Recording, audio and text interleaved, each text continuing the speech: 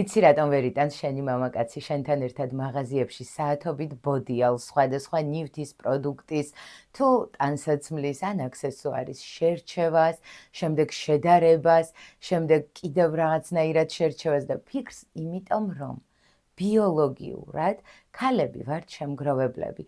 ჩვენი მთავარი ამოცანა საუკუნეების წინ იყო ტყეში ან მინდორში კენკრის და სოკოს შეგროვება, სამკურნალო მცენარეების შეგროვება. ამისთვის დიდი დრო და დაკვირვება გვჭირდებოდა. მამაკაცები კი მონადირეები და მეთევზეები არიან. მათი მთავარი ამოცანა იყო იმ ერთადერთი მიზნის აღმოჩენა და შემდეგ სასურველია ერთ დარტყმაში მონადირება და ამით უკვე ოჯახის დაპურება. ხო და დღეს აღარ გვიწევს არც ნადირობა და არც კენკრის მოპოვება ტყეში. თუმცა ბიოლოგიურად ჩვენი ცვლილება არ მოხდა. უბრალოდ გადავინაცვლეთ მაღაზიებში და ამიტომაც განსხვავდება ჩვენი სტრატეგია სხვადასხვა სავაჭრო ობიექტში.